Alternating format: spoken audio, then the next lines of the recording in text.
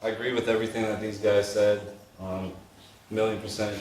I think to add on to all of that is more so just being true to yourself, being true to your brand. Like a lot of the stuff that we work on out of our studio, we personally make a decision like, is this something that aligns with our brand? Because you have to make that decision as to why you're doing something. Is it for money? Because money can take you and give you the opportunity to do a lot of things. Is it because you want to learn something? Because a lot of times we've done projects where we put ourselves in situations where we're like, okay, well, for this particular project, we can get a girl to levitate. Like, that would be dope, right? So why don't we just do that? So then we figure that out. And we weren't experts at making girls levitate by any means, but we consulted with people that were experts, you know, and we figured it out. So to go back to your question, like, or your question about what do you do when you don't know the answer? A lot of it is just transparency, you know, just being like truthful, like, yo, I don't know personally, but I'm gonna go figure this out for you. Don't worry, I'll be back in 10 minutes. You know what I mean? So, or to say, yeah, I got it. Yeah, just go and try to figure it out. But a lot of it is just being truthful to yourself, to your brand. Where do you look things up like that? Like when you're like, I'm gonna go off and figure that out. Like how do you? There's honestly, like there's forums. Yo, trust me, YouTube. Trust me, yeah. Like, do your Googles, bro. Yo, like last week, for example, we were doing another shoot, and for whatever reason, our director was like, I really need syringes. I'm like, dude, like, I don't have syringes. So I Googled like where to get syringes in Toronto. They're mad expensive, by the way, if you buy them from pharmaceutical companies. But there was a juicing, like there was a steroid forum on Google that showed you like where to get steroids where to get syringes for free. Like, because there's like a bunch of like harm reduction centers and stuff like that where you go in and there's no questions asked. They have like a whole door for whatever you need. Anyways, a lot of it is just like, yeah, to go back to the point, is just being honest and making sure that you're doing things for yourself and that you're getting something out of it. So whether it's music or painting or whatever, you gotta find your style in the sense of finding your brand. Because if you don't do it for yourself, then like you're taking an L. Like you're doing it for somebody else, and that's really not what you should be doing. Because if somebody's hitting you up to do something, whether it's if you're a producer, a painter, or a graphic design artist, you should inject your style in anything that you do, because they're talking to you personally about that particular project. If they had a vision in mind and they came to me and said, hey, I really want it to look like this, and that's not really what we're about, or if that's not something that we specialize in, then we say, honestly, that's cool. I have 10 other graphic design artists that can do this for you, that can bring that to life, but we do this thing right here, and you can take your money there. You know what I mean? Like, and we have to make those decisions on an ongoing basis, because we're getting nothing out of doing something for somebody else, when we could be working with other people, other artists, to bring our style and our brand to life in different areas. Like me personally, after I graduated high school, I went to Waterloo, Ryerson, and Harris Institute, and I dropped out of all three programs. And what I'm kind of leading to is the fact that after that, after getting rich, I found Remix. And just the style of my learning, I feel like I found it by just being in the program. It wasn't in the box way of just learning within lectures. It was actually like having projects presented to me and actually just the trial and error of actually just being practical. That's what made me the most effective in terms of finding my style of how to learn how to do things. And a lot of it was from watching my peers in the program. My peers are my mentors.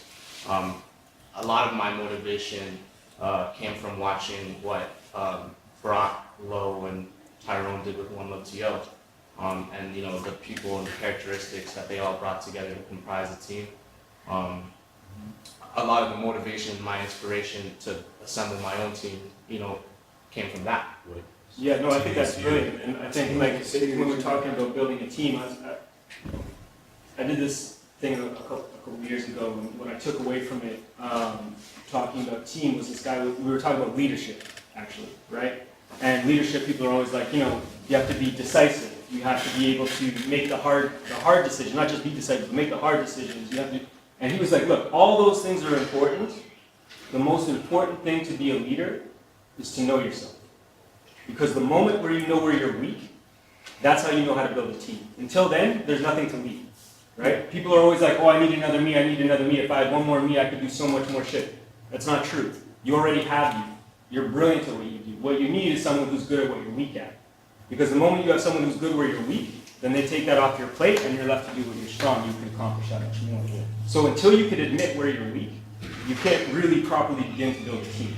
You know? And that was like, that's something that hit me real strong. Yeah. Speaking on leadership too, and you know, and in terms of me and Gav's relationship, the reason why I feel like I follow Gav's lead is because I feel like the best leaders to me are the ones that get in the trenches with their soldiers. You know what I mean? I don't know if any of you guys have seen like, what is it?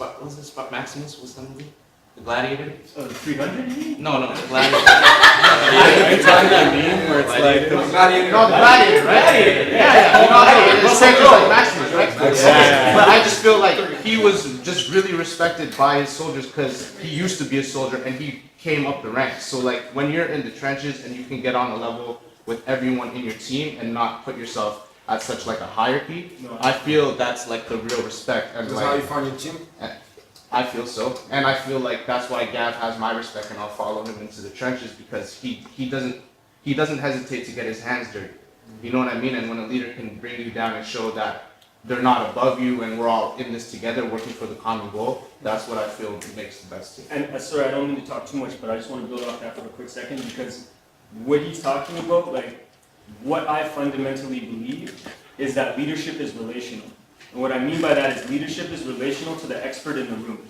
So while I might be where the buck stops in certain things in terms of the decision that has to get made and people are going to be like, I'm holding you accountable as like the leader of this thing. If we're working as a team and I'm working on something that involves, let's say a flyer that I got to do, I'm putting a promotional thing together, whatever, and then I have Carla on my team, right? I'm going to look to Carla, I'm going to say, Carla, how do we best communicate this information? I'm not going to provide leadership in that space. I'm going to provide the context, I'm going to provide information, and then I'm going to get out of the way. And I'm going to let the expert in the room be the leader in how we communicate that information, that design, da-da-da-da. And then they're going to come back to me, and I can have an opinion on that, you know, but you really have to understand, again, who is the expert in the room? When is it your job to actually get out of the way for that expert to excel? And then how do you support them in that excelling? You know what I mean? That's something that I think is where a lot of that mentality comes from.